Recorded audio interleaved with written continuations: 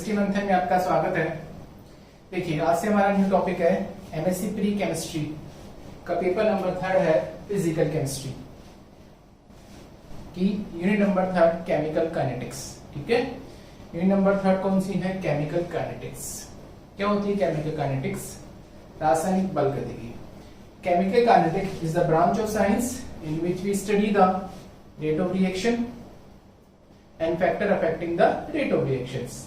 Okay, कोई भी रासायनिक अभिक्रिया है उसके अभिक्रिया वेग तथा वेग को प्रभावित करने वाले कारकों का अध्ययन जिस विज्ञान की शाखा के अंतर्गत किया जाता है उसे क्या कहते हैं? Chemical kinetics. ठीक है बेटा जी, केमिकल काइनेटिक्स में कई सारे टॉपिक्स दे रखे हैं, उसमें देखिएगा पहला टॉपिक दे रखा है steady state approximations. Steady state approximation क्या होता है? हिंदी में लिखिएगा स्टेडी स्थायी अवस्था सन्निकटन बोलते हैं इसको, स्टेडी स्टेट एप्रोक्सीमेशंस। ठीक है, दिस इज ए कंडीशंस है। क्या ये कंडीशंस है?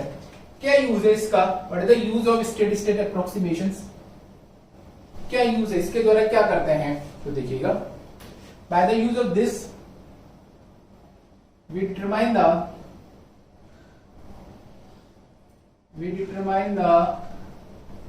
mechanism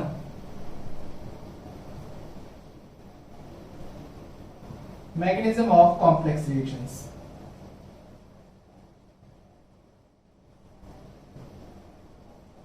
determine the mechanism of complex reaction। ठीक है, जो भी कॉम्प्लेक्स रिएक्शन होती है उसकी क्रियाविधि का निर्धारण करने में किसका यूज किया जाता है? कॉम्प्लेक्स रिएक्शन का यूज किया जाता है।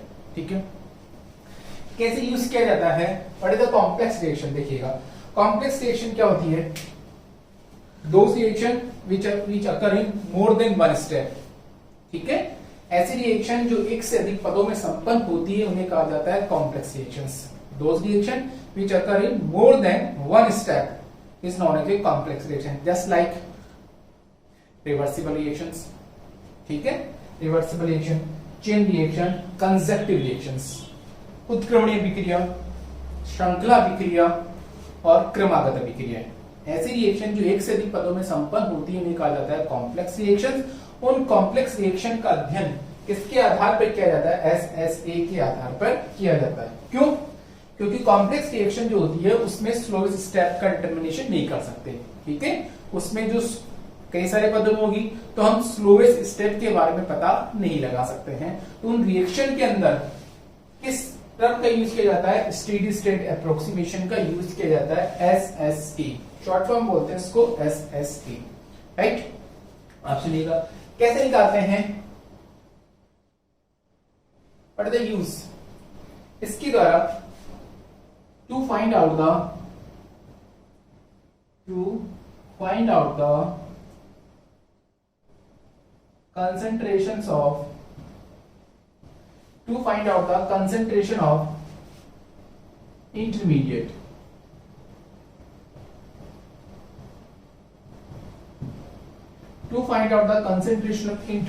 इंटरमीडिएट की कंसेंट्रेशन के पता किसके आधार पर लगाते हैं? एसएसए के आधार पर लगाते हैं। To find out the concentration of intermediate. ठीक है, इंटरमीडिएट कंसेंट्रेशन पता लगाने के लिए किस शब्द का यूज किया जाता है? एसएसए पर लगाते हैं। कैसा होता है देखिएगा, the rate of formation of intermediate, the rate of formation of intermediates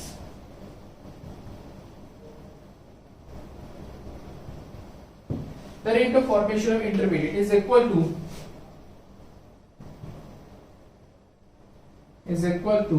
its decompositions।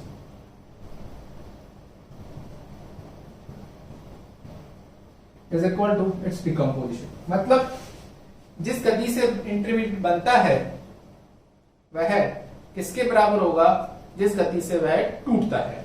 ठीक है, बनने का वेग और टूटने का वेग क्या होंगे? एक दूसरे के क्या होंगे? बराबर होंगे। ठीक है, जिस गति से इंटरमीडिएट का फॉर्मेशन होता है उसी गति से इंटरमीडिएट क्या होता है? डिकम्पोज होता है। तो rate of formation intermediate is equal to its decompositions. कैसे देखिएगा, change in concentration of intermediate, change in concentration of intermediate with time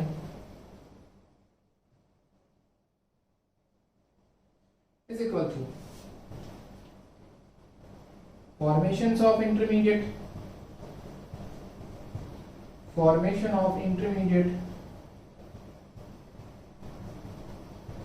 जब इंटरमीडिएट बनेगा, फॉर्मेशन ऑफ इंटरमीडिएट्स, ठीक है। उससे पहले आपको क्या लगाना है, प्लस साइन। जब डिसोशिएट होगा, डिकम्पोजिशन ऑफ इंटरमीडिएट,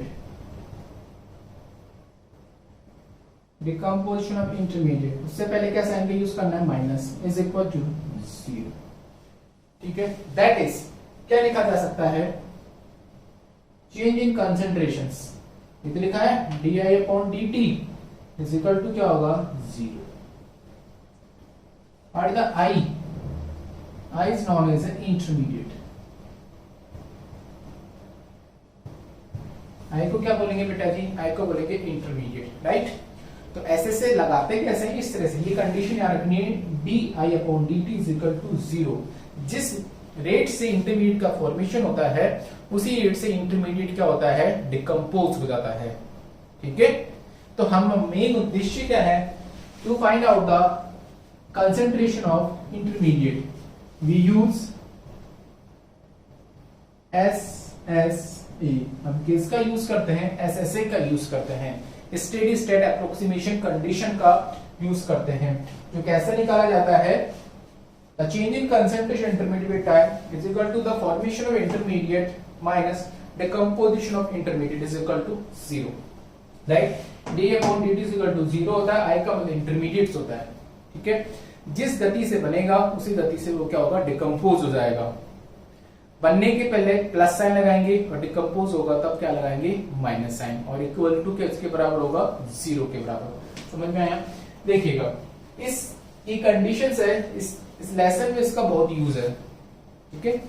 तो सबसे मेन यूज है to find out the concentration of intermediate, intermediate की सांद्रता निकालने के लिए इस शब्द का यूज किया जाता है। कैसे, देखिएगा,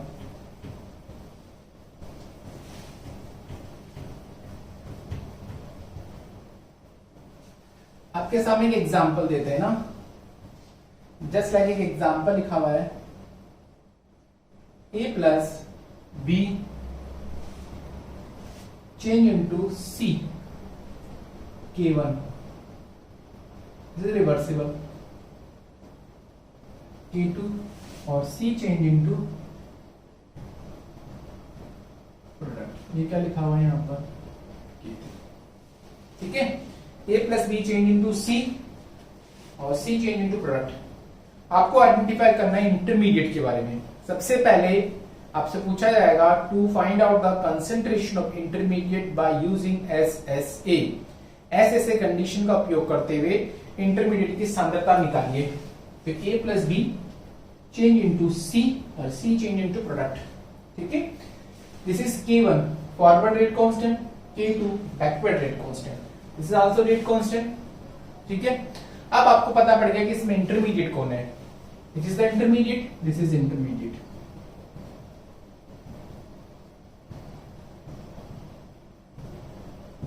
ये कौन है, मध्यवर्ती है। आपको लगाना है SSA कंडीशंस, तो कैसे लगाएंगे, dc/dt, dc/dt, right.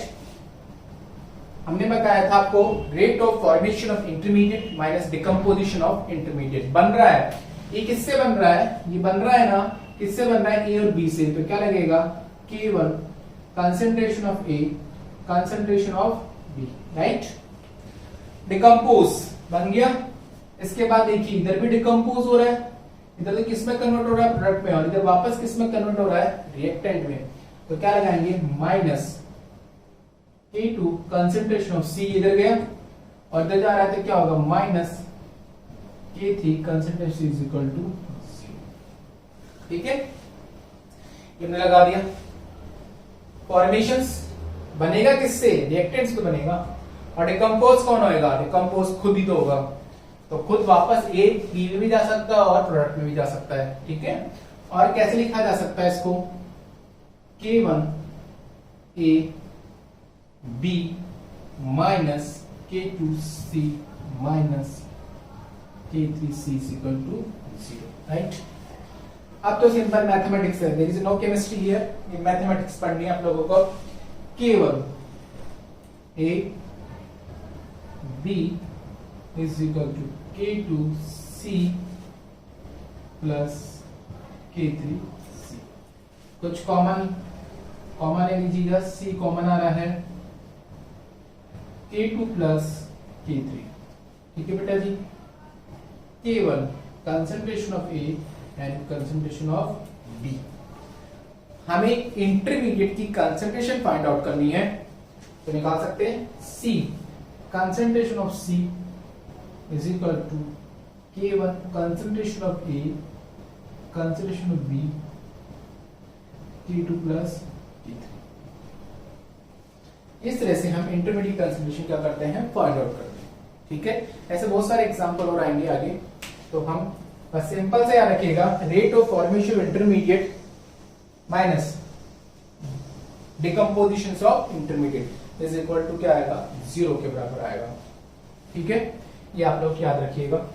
This is steady state approximation, SSA। Short form में क्या लिखते हैं? SSA।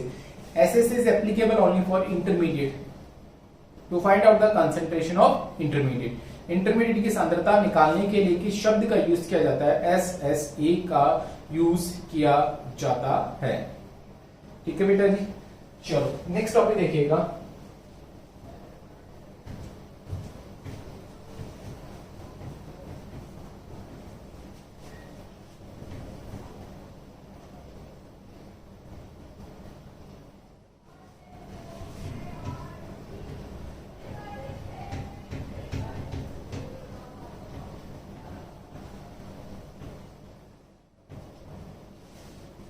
देखिए नेक्स्ट टॉपिक सबसे मोस्ट टॉपिक है, एग्जाम में इस बार आने के पूरे चांसेस के।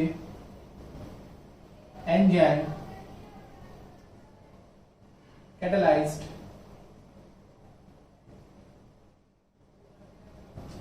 Reactions, enzyme catalysed reactions most topic है।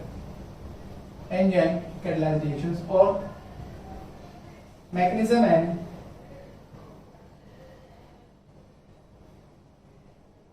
mechanisms and kinetics of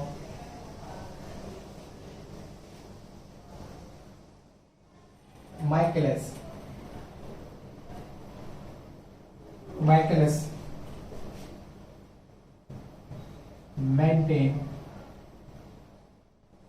Menten mechanism and kinetics of Michaelis-Menten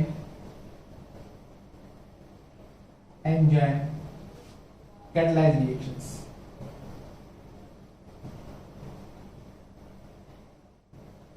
ठीक है,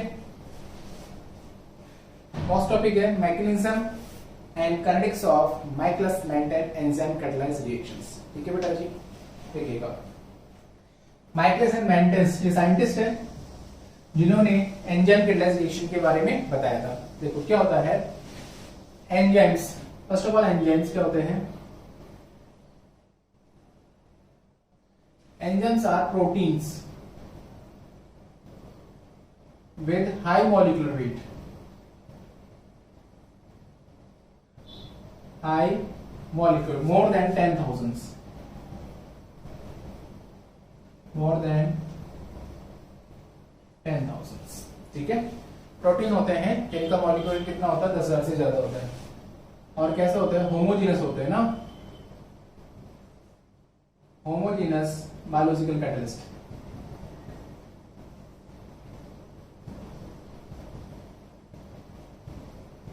होमोजीनस बायोलॉजिकल कैटलिस्ट विच कैटलाइज मैनी ऑर्गेनिक रिएक्शंस। कई सारी ऑर्गेनिक रिएक्शन को क्या करते हैं? कैटलाइज करते हैं। Homogeneous biological catalyst, homogeneous biological catalyst होते हैं which catalyze many organic reactions। ठीक है, ये तो जनरल इंट्रोडक्शन पढ़ा है। हमें तो पढ़ना है कि जो एंजाइम्स होता है वो कई सारी रिएक्शन को क्या करता है, कैटलाइज करता है। तो उसकी रेट ऑफ रिएक्शन में क्या चेंज आएगा, हमें रेट ऑफ रिएक्शन से मतलब यहाँ, ठीक है। हमें क्या फाइंड आउट करना है, to find out the rate of reactions.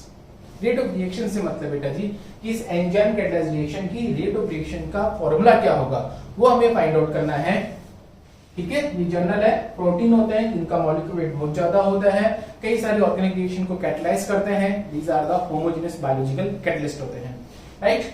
अब हमें पढ़ना है इसकी मैकेनिज्म, ठीक है। तो देखिएगा इसकी मैकेनिज्म के बारे में किसने प्रपोज किया था, माइकलस एंड मेंटेन ने बताया था। पूरा नाम है एल माइकलस एंड मेंटेन, ठीक है। इन्होंने बताया था माइकलस एंड मेंटेन। तो देखिएगा साइंटिस्ट का नाम क्या है बेटा जी, माइकलस एंड मेंटेन, आएगा एग्जाम में इस बार।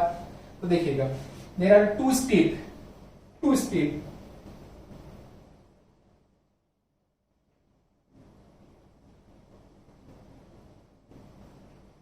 step first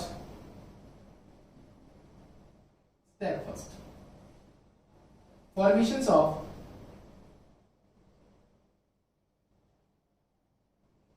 enzyme substrate complex,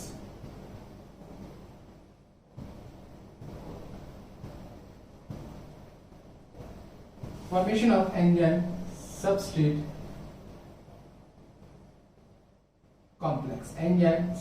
complex, ठीक है। Formation of enzyme substrate complex, देखिएगा पहले स्टेप में क्या होता है, E प्लस S। E का मतलब एंजाइम, S का मतलब सबस्ट्रेट, या S का मतलब रिएक्टेंट, ठीक है। S का मतलब सबस्ट्रेट या S का मतलब क्या होता है, रिएक्टेंट। तो ये बनेगा ES, दिस इज K1 और this is K2। E plus H change into ES, ये क्या बनता है, एंजाइम सबस्ट्रेट कॉम्प्लेक्स। इसको क्या कहते हैं, एंजाइम सबस्ट्रेट कॉम्प्लेक्स, ठीक है। E का मतलब तो आपको पता ही है, एंजाइम जो बिहेव एज ए, कैसे बिहेव कर रहा है, एज ए कैटलिस्ट की तरह। और S का मतलब क्या होगा, सबस्ट्रेट, और क्या बोलेंगे इसको, रिएक्टेंट, राइट, ठीक है। This is reactants. देखिएगा नेक्स्ट है step second, decompositions of enzyme substrate complex।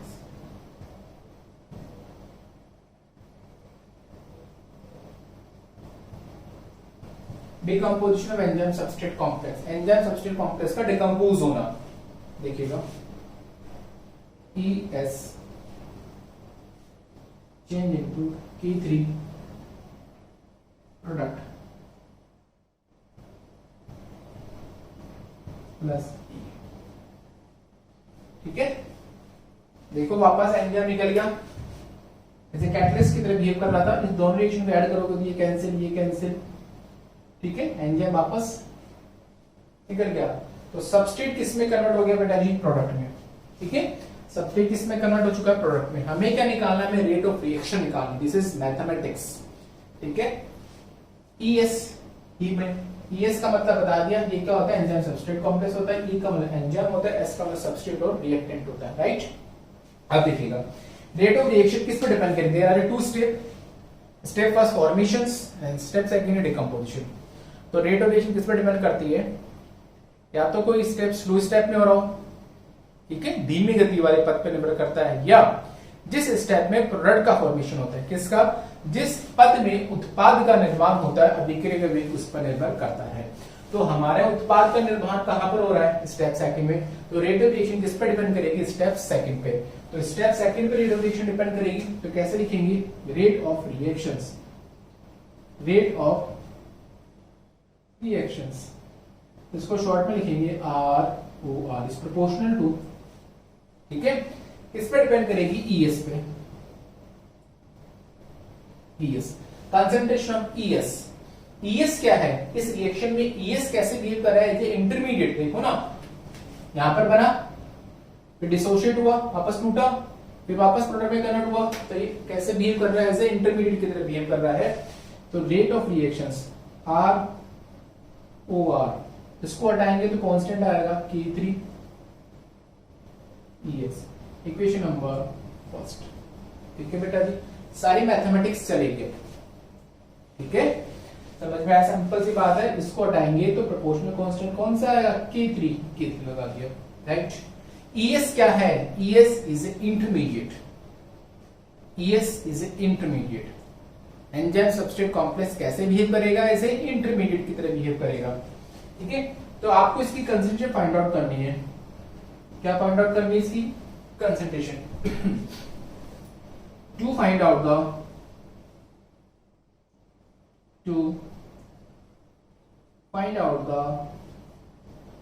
concentration of ES, we apply SSA, right? We apply SSA। आपको क्या करनी है, ES की कंसंट्रेशन फाइंड आउट करनी है, तो हमें क्या लगाना पड़ेगा बेटा जी, हमें SSA कंडीशन एप्लीकेबल करनी होगी, किस पर, ES पर। अभी आपको बता चुके हम पहले, तो देखिएगा कैसे फाइंड आउट करेंगे, ES concentration of ES upon TT, जिस स्टेप में बन रहा है, तो कैसे लगाएंगे, K1 concentration of E concentration of S minus K2 ES minus K3 ES बराबर क्या हो जाएगा बेटा जी, राइट। ये लिख सकते हैं ऐसे, ठीक है। और कैसे लिखा जा सकता है इसको, K1 ES minus K2 ES minus K3 ES is equal to 0। Equation number 2 लिखिएगा, ठीक है। इक्वेशन नंबर 2 हमें इसकी वैल्यू पुट करनी है, यहां पर इक्वेशन नंबर 1 में हमें ES की वैल्यू पुट करनी है, ठीक है बेटा जी। हमें किसकी वैल्यू पुट करनी है, ES की, तो हमें ES की वैल्यू आइडेंटिफाई करनी है, तो इस इक्वेशन का यूज करेंगे। देखिएगा कैसे यूज करते हैं, इसको रफ कर देते हैं, देखिएगा।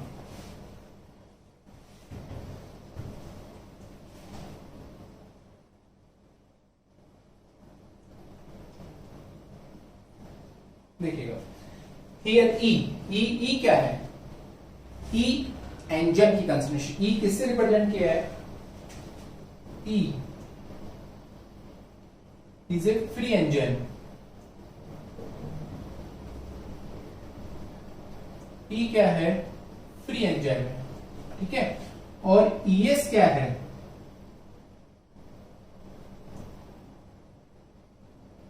सबस्ट्रेट एंजाइम्स या enzyme substrate. Free enzyme concentration है ये, और ये सबस्ट्रेट एंजाइम कंसंट्रेशन है, ठीक है। E तो है फ्री स्टेट में एंजाइम है, उसकी कंसंट्रेशन है, और ES क्या है, जब सबस्ट्रेट के साथ कौन जुड़ गया, एंजाइम्स, ठीक है बेटा।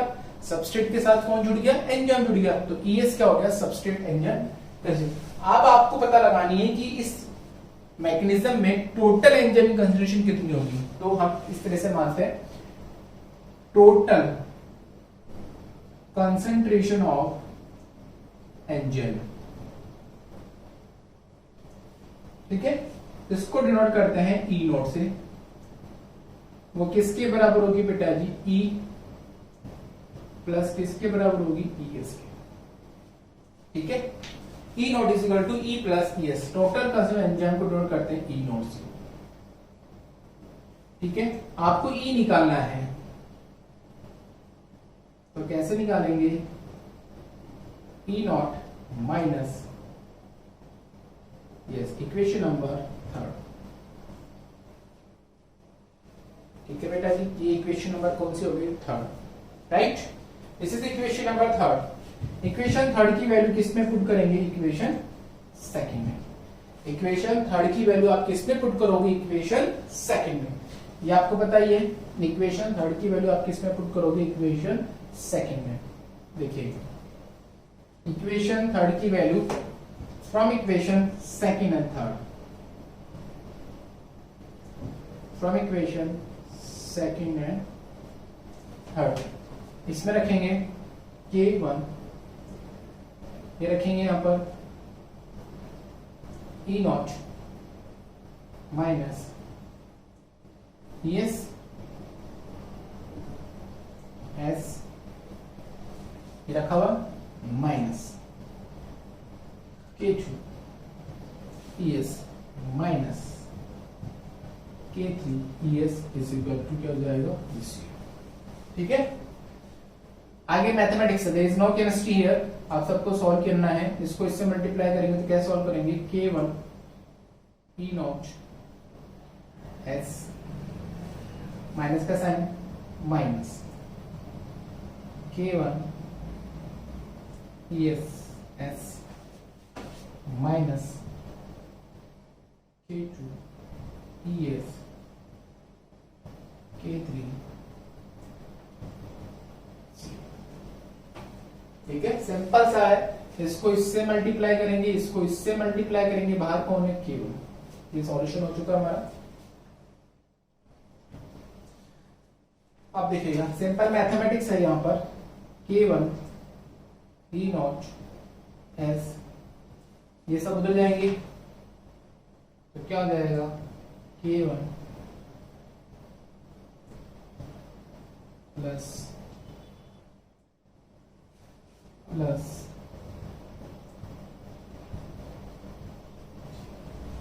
कुछ कॉमन आएगा, क्या कॉमन होगी? कंसंट्रेशन ऑफ ES, ये लिया, ब्रैकेट में क्या रखोगे?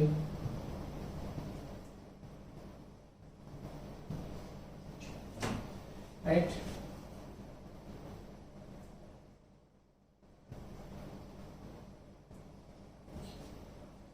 ठीक है बेटा जी, ये हमने कॉमन ले लिया। और कैसे लिखा जा सकता है इसको बताइए? इसको कैसे लिख सकते हैं अपन?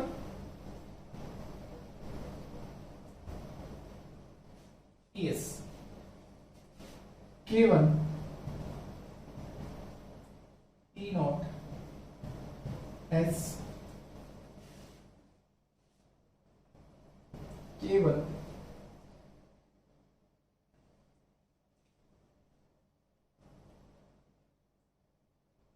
K1 S plus K2 plus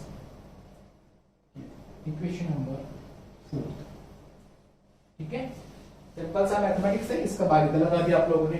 अब आपको पता है इक्वेशन नंबर फर्स्ट, आपके पास इक्वेशन नंबर फर्स्ट लिखी गई है from equation first and fourth, from equation first and fourth. Equation first आपको याद है क्या लिखी हुई? Equation first rate of reactions is equal to, वहां पे क्या लिखा हुआ है? K3। ये वाली जो वैल्यू यहां पुट कर देंगे K1 E0 S K1 S plus K2 plus K3। ठीक है, ये से लिखा हुआ है। सिंपल सी इक्वेशन नंबर फर्स्ट में इक्वेशन नंबर फोर्थ की वैल्यू आप लोगों ने क्या कर रख दी? पुट कर दी। इक्वेशन फोर्थ की जो वैल्यू है आप लोगों ने इक्वेशन फर्स्ट में रख दी है। ठीक है बेटा जी, इक्वेशन फोर्थ की जो वैल्यू है वो इक्वेशन नंबर फर्स्ट में आप लोगों ने रख दी है। इक्वेशन नंबर फोर्थ की वैल्यू इक्वेशन नंबर फर्स्ट में रखनी, तो ये इक्वेशन आई। अब देखिएगा ये राइट हैंड साइड टर्म है, ये लेफ्ट हैंड साइड टर्म है। न्यूमिनेटर एंड डिनोमिनेटर्स, न्यूमिनेटर का मतलब होता है अंश एंड डिनोमिनेटर्स,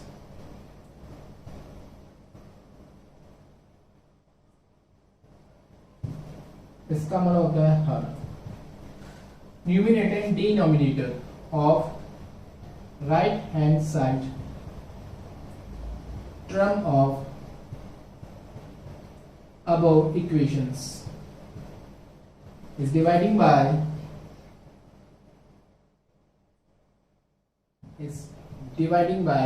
K1। किसका भाग लगाएंगे? K1 का। जो राइट हैंड साइड टर्म है इसमें किसका भाग लगाना है? आपको K1 का भाग लगाना है, इधर भी और इधर भी। तो देखिए कैसे भाग लगाने पे क्या आएगा, रेट ऑफ रिएक्शंस, इसमें K1 का भाग लगाओगे यहाँ पर भी K1 का, और यहाँ पर भी आपको क्या लगाना है? K1। तो क्या बचेगा ऊपर? K3 E0 S, right. नीचे लगाओगे तो क्या होगा बेटा जी? S plus K2 plus K3 upon K1, right. तो rate of reaction is equal to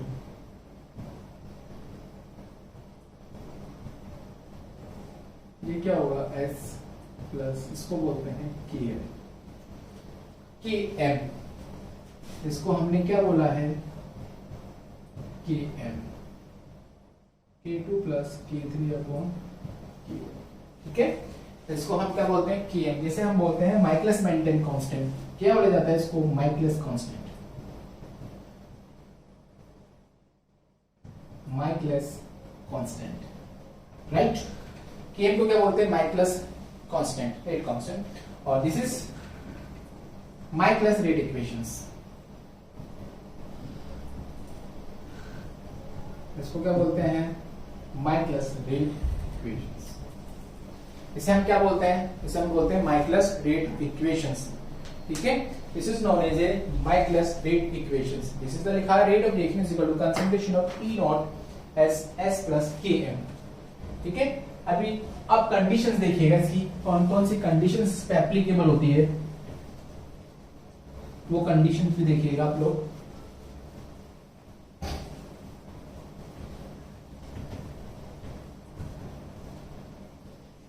conditions,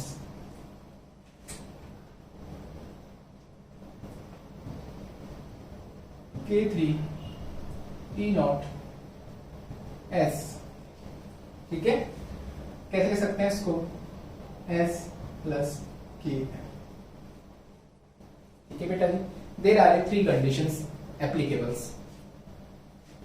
first condition is Km is greater than S। मतलब Km का मान आपने ज्यादा माना इससे, फर्स्ट कंडीशन। सेकंड कंडीशन देख लेते हैं, Km is less than S,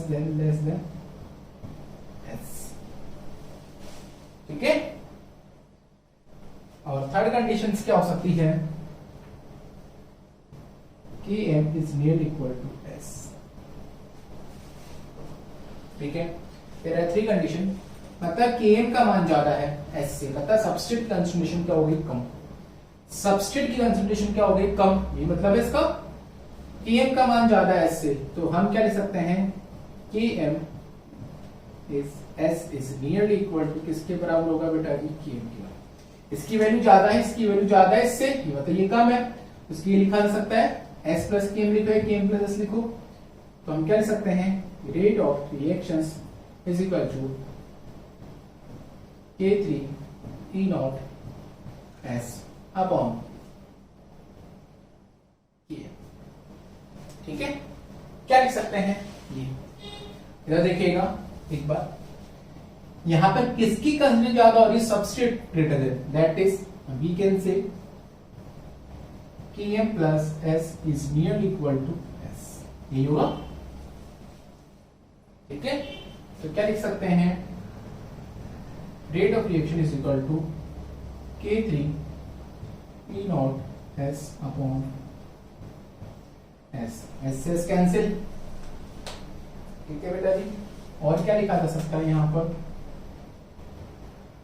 rate of reaction is equal to K3 E0, ठीक है।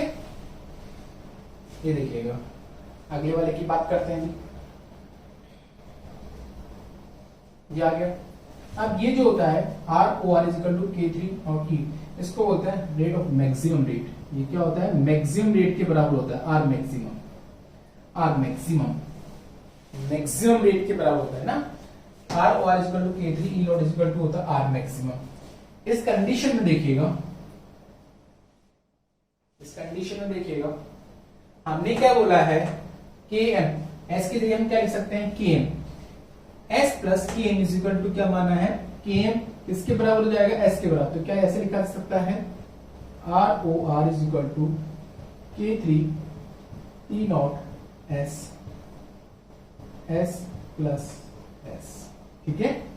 और क्या लिख सकते हैं R O R K3 E naught S is equal to 2, ऐसे कैंसिल। तो क्या लिख सकते हैं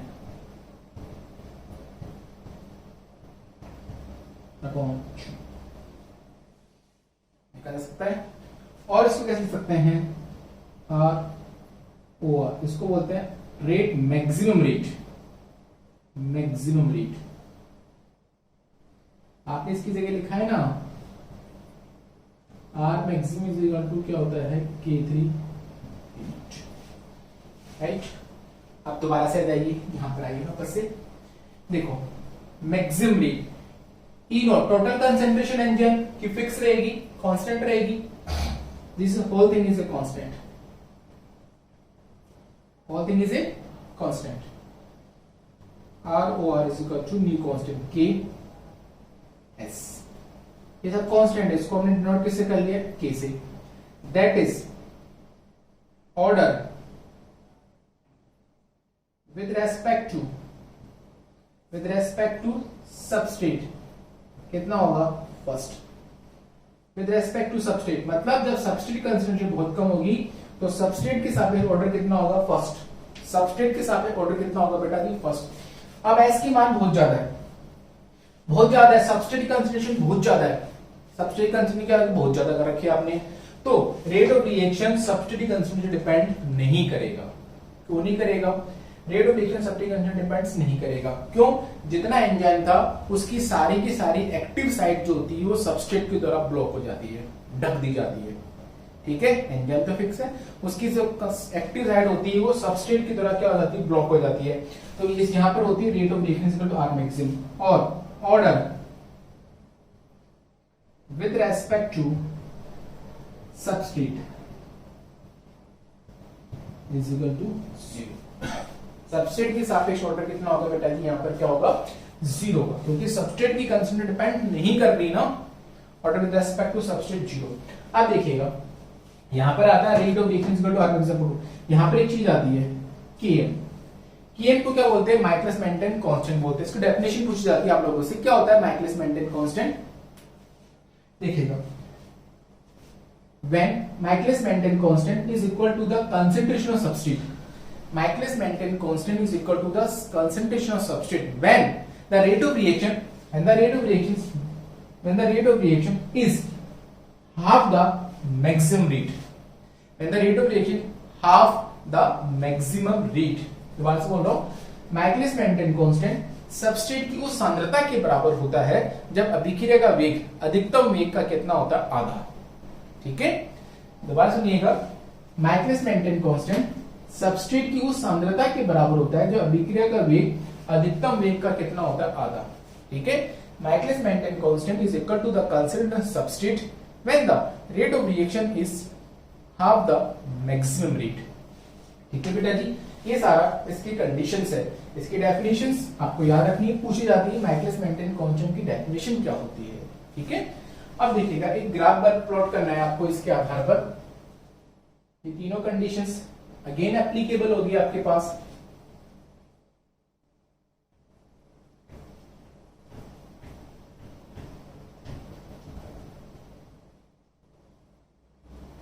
देखिएगा एक ग्राफ बनाते हैं, rate of reactions versus concentration of substrate S, अभिक्रिया का वेग तथा सबस्ट्रेट की सांद्रता के मध्य एक ग्राफ बनाएंगे। अभिक्रिया का वेग और सबस्ट्रेट की सांद्रता के मध्य हम क्या बनाएंगे ग्राफ बनाएंगे। तो जो ग्राफ आता है वो इस तरह का ग्राफ आता है, इस तरह का एक ग्राफ आता है। अभिक्रिया का वेग और सबस्ट्रेट की सांद्रता के बीच में से ग्राफ बनाएंगे। देखिएगा जब सबस्ट्रेट की कंसंट्रेशन बहुत ज्यादा हो गई तो रेट ऑफ रिएक्शन फिक्स हो गई, कोई फर्क नहीं पड़ रहा, कितनी भी सांद्रता बढ़ा दो इसकी, देखो यहां पर आके कांस्टेंट हो गया ना अभिक्रिया का वेग, सबस्ट्रेट की सांद्रता बढ़ाते आ रहे हो लेकिन रेट ऑफ रिएक्शन के मान में कोई फर्क नहीं पड़ रहा है, स्ट्रेट लाइन आ रही है, स्ट्रेट लाइन आ रही है, स्ट्रेट लाइन आ रही है। ठीक है, अभी स्ट्रेट लाइन आ रही है, बिल्कुल स्ट्रेट लाइन आ रही है, अभिक्रिया का वेग के मान में कोई परिवर्तन नहीं हो रहा, अर्थात रेट ऑफ रिएक्शन फिक्स हो गया। ऐसा क्यों हो रहा है? एक ग्राफ बिल्कुल स्ट्रेट लाइन आ रहा है ना बेटा जी, सबस्ट्रेट की सांद्रता बढ़ाते जा रहे हो, बढ़ाते जा रहे हो, बढ़ाते जा रहे हो, ठीक है, क्रियाकारक की सांद्रता बढ़ा रहे हो आप, ऐसा क्यों कि अभिक्रिया का वेग फिक्स हो गया? इसलिए क्योंकि जब सबस्ट्रेट की सांद्रता या क्रियाकारक सांद्रता बहुत अधिक होती है तो उस कंडीशन में एंजाइम की जो सक्रिय सतह होती है वो सारी सबस्ट्रेट के द्वारा ब्लॉक हो जाती है। ठीक है, तो एंजाइम की एक्टिव साइट ब्लॉक हो गई ना, तो एंजाइम रिएक्ट कैसे करेगा? ठीक है, तो ये रेट ऑफ रिएक्शन ये किस कंडीशन में है, ये कौन सी कंडीशन मानी थी अपन ने? पहली वाली कंडीशन। ये कंडीशंस कौन सी है हमारी? This is the condition is when substrate concentration is greater than कौन सी रहेगी बेटा? के। ठीक है, उस कंडीशन हमने मानी थी जब सबस्ट्रेट की कंसंट्रेशन ज्यादा हो जाती है तो उस कंडीशन में आई थी हमारी ये। ठीक है, अब हमने एक बीच की कंडीशन, सबसे लोवेस्ट कंडीशन, सबसे कम सबस्ट्रेट की कंसंट्रेशन सबसे कम इधर ही होगी, तो सबसे कम होगी, तो ये कंडीशन हमने मान ली। इस कंडीशन के अंदर S is less than K, तो यहां पर रेट ऑफ रिएक्शन की वैल्यू क्या आ रही है? ये निकाला आप लोगों ने K3E0, और एक बीच की कंडीशन देखिएगा, जब S की वैल्यू किसके बराबर हो जाए बेटा जी? Km के बराबर, तो इस कंडीशन के अंदर रेट ऑफ रिएक्शन क्या होता है? तो आप लोगों ने निकाल रखा है R मैक्सिमम अपॉन 2। इस कंडीशन के अंदर रेट ऑफ रिएक्शन आपने लोगों ने क्या निकाला था? K3E0 S upon K। ठीक है, ये सारे इस ग्राफ के वैल्यूज है।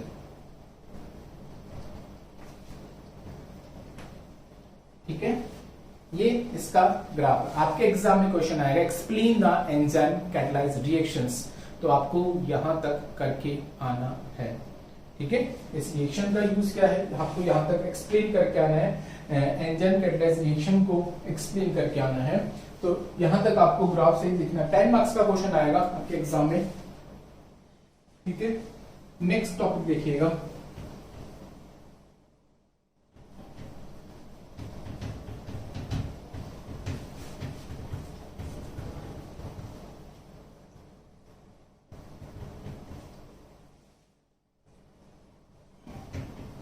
देखिएगा नेक्स्ट है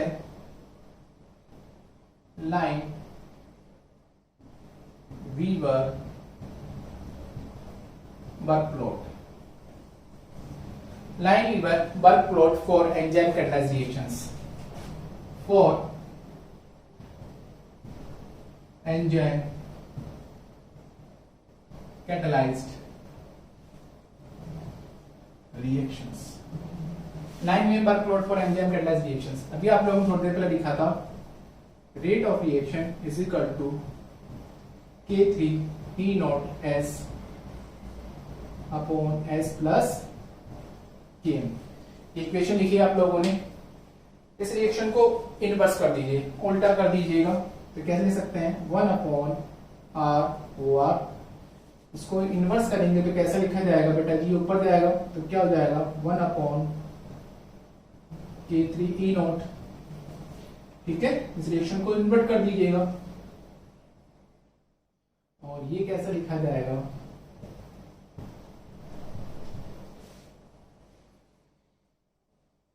ठीक है, इस रिएक्शन को इन्वर्ट करना है, इन्वर्स कर दीजिएगा उल्टा, तो 1 अपॉन R हो जाएगा, ये ऊपर जाएगा, ये ऊपर जाएगा, नीचे दोनों आएंगे K3/E0, तो SS कैंसिल, ये ऊपर जाएगा, तो ये लिखा रहेगा। ठीक है, अब आपको क्या बनाना है? ग्राफ बनाना है। This is Y, this is C intercept plus MX। आपको एक ग्राफ बनाना है 1 upon rate of reactions divide by 1 upon substrate concentrations. ठीक है, अभी क्रिया का वेग तथा सब्सिडी कंस्टेंट के बीच में ग्राफ बनाना है। तो देखिए ग्राफ कैसा आएगा, इस तरह का ग्राफ आएगा। ये जो होता है ओरिजिनल पॉइंट है, जहां से ग्राफ स्टार्ट होता है इसको बोलते हैं इंटरसेप्ट। इंटरसेप्ट की वैल्यू कितनी आ रही है आप लोगों के पास, this is intercept 1/K3 E0, ठीक है। और स्लोप, ये स्लोप होता है, स्लोप इज इक्वल टू होता है tan theta. Slope is equal to क्या होता है, tan थीटा। तो उसकी वैल्यू कितनी आएगी, Km K3 E0, राइट, ये स्लोप होगा। तो आप लोगों ने ग्राफ बनाया 1/r वर्सेस दिस, इससे ग्राफ ऐसे बनेगा। इसको बोला जाता है लाइन वीवर बर्क प्लॉट। इससे निकालना क्या है, क्यों बनाया आप लोगों ने, तो देखिएगा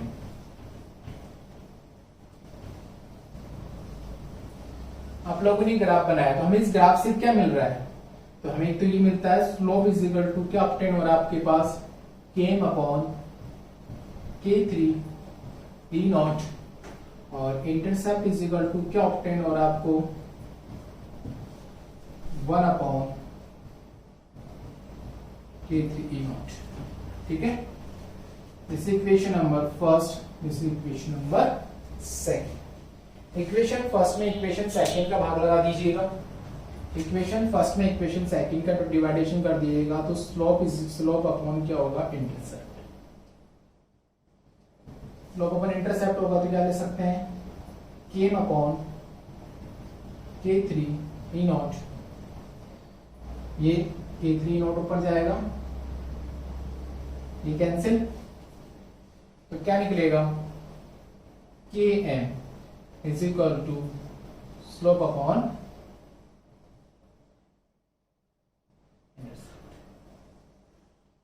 तो हम इस ग्राफ से क्या चीज निकाल सकते हैं, इससे माइकलिस मेंटेन कांस्टेंट की वैल्यू निकाल सकते हैं। तो हमने इस वीडियो में क्या पढ़ा है, एंजाइम कैटालाइज रिएक्शंस। पूरा 10 मार्क्स का क्वेश्चन आएगा बेटा जी आपके एग्जाम में, मोस्ट इस बार के पेपर में आ सकता है, ठीक है। Thank you.